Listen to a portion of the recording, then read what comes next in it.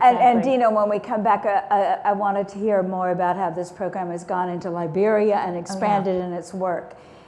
It's interesting that we are looking at education from a global perspective because, of course, in every country we need to ensure that these sorts of opportunities are available. And Greg Mortensen, who we all know as the best-selling author of 3 Cups of Tea, a remarkable book, is the co-founder of the nonprofit Central Asia Institute and Pennies for Peace, and has, I think, fairly to say, devoted his life to a humanitarian campaign advocating girls' education as essential to economic empowerment. You've now heard your 2 previous colleagues reiterate this point, Greg, and for you it was very personal and became very focused on 2 areas in which women and girls were extraordinarily disadvantaged, the countries of Afghanistan and Pakistan. How does it stand now for women and girls and education? Well, thank you, Pat, and thank you, everyone, for coming. It's a great honor to be here. The more I do this, I'm convinced, we can drop bombs or hand out condoms. Oops, I should say like that. But we can build roads, put electricity, whatever. But unless the girls are educated, society won't change. And I grew up in Africa for 15 years, and as a child, I learned a proverb that says, if you educate a boy, we educate an individual. If we educate a girl, we educate a community. And I see that on a personal experience. Dina was talking about girls' education, and I think that's really the key. We also, what's been really inspiring for us is we have a program called Pennies for Peace. And it's been around 15 years, but for lack of better words, it's kind of going bananas lately. And we're not going to we don't take any federal money, and we never will. And we're also, because our government's more focusing, excuse me, Congressman, but we're focusing on billion-dollar bailouts for bankers and for, car dealer or cars and everything. But we haven't done any poverty or education bailouts yet. But so we have this program called Pennies for Peace.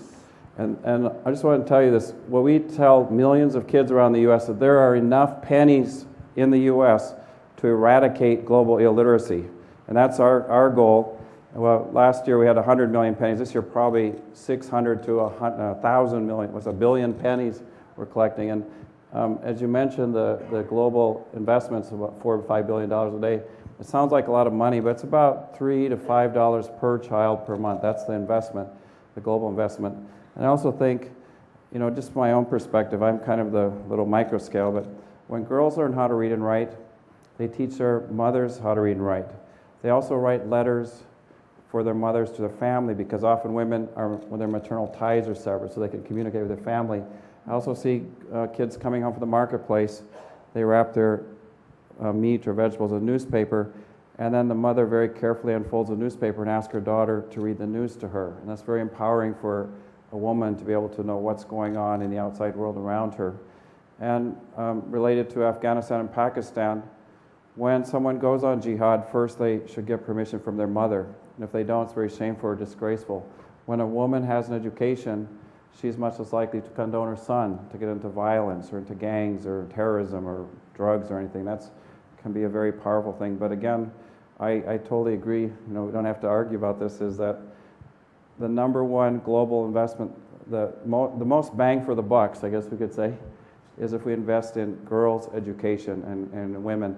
Amartya Sen, a professor at Harvard, used to be at Cambridge, he wrote a book called Development is Freedom, but he estimates that $1 invested in the education of a girl in the say, developing world, the return rate after 20 years is $12. Now, you could challenge any venture capitalist, $1 to 12 in 20 years, and that happens if we invested in a girl's education. So, thank you very much. Seems like it ought to just be a sure thing, right? I mean, when you look at it even on financial terms, it makes such sense.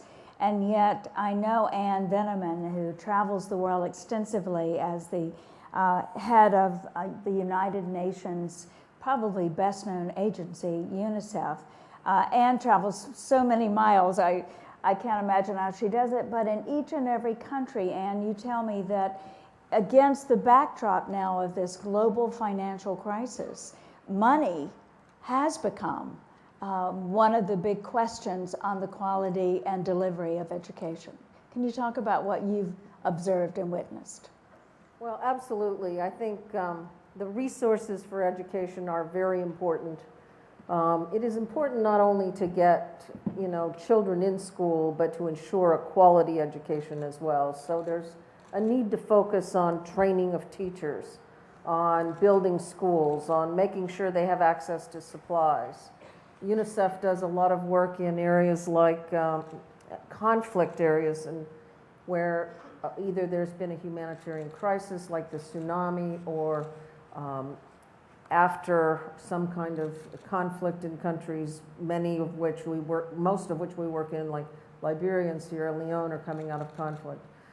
We provide a lot of school materials, operations like School in a Box, to allow children to have access to school. You know that when children are in humanitarian crisis, when they're in crisis situations, one of the most important things is to get them back in school to create that sense of normalcy. Mm-hmm. So one of the programs that I have observed in my travels was in Liberia, coming out of years of conflict. This was a country where the generation of adults was more literate and better educated than the children, because the children had been denied access to school because of the years of conflict.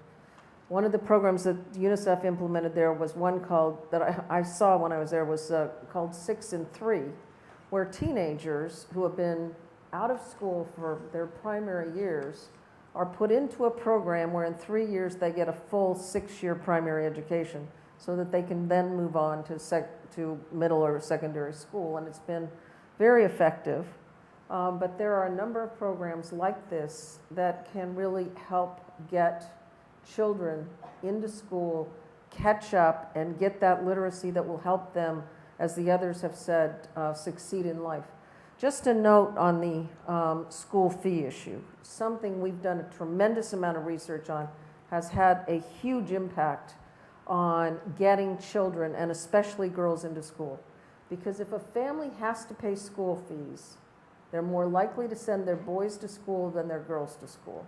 So when you eliminate school fees, you see the numbers of children in school going up dramatically, and especially the girls. We have a publication I just put outside. We just released it this week on the impact of eliminating school fees in certain African countries. So I would invite all of you to take a look at that with regard to the resource issue as well. And we'll come back to the resource issue over and over again in this conversation. Thank you, Anne, and for the leadership of UNICEF.